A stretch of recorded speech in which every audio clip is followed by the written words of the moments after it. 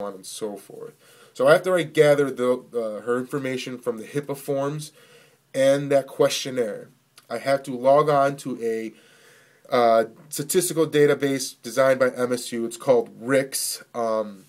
It's just a way of electronically entering those forms onto this database, and it pretty much is a way for the actual researchers of the project to access this information.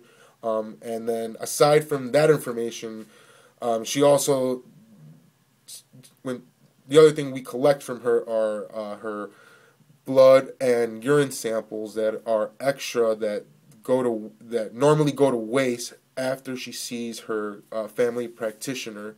So we're also responsible for that and transporting that to the appropriate sites where they are transported then to the researchers at MSU and so on and so forth. So aside from the paper forms, we also have to are responsible for those two types of biological specimens, which is not that complicated. It's just they're nicely stored in containers and plastic bags. All I have to do is store them in a refrigerator that's down the hallway from the office where I work at, and then they take it to MSU. So it's nothing complicated. But it's like a lot of procedure I have to follow with that. So aside from those two things, I enter that information from the paper form electronically to the computer, and that's just for them to more easily access this type of information.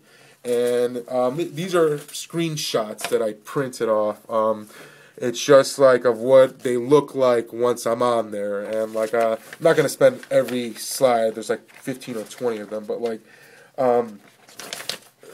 right here is like the electronic version of the questionnaire. So it's just like pretty much a drop-down menu like of the previous medical history that they're aware of, their social security number, baby's due date, home phone number, things like that. So, and that's all put in electronically. And then like her biological specimens, we have to they have barcodes encoded on the containers that they're stored on, so I have to just upload them onto this sample box area where I just confirm that they're here and that they're going to be transported to MSU, and then make sure all the information is correct, and that confirm that she's an enrolled participant.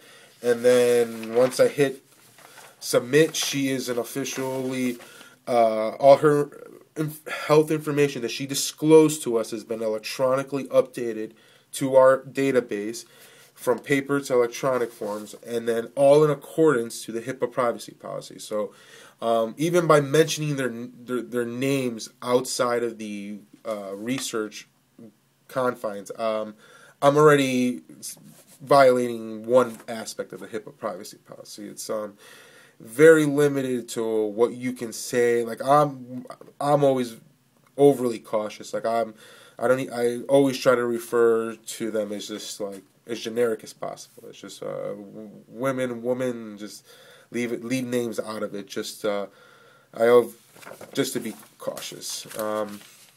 So this is just the start to my project. I will eventually tweak it a little bit and make it a little more fluent and so forth. But thank you.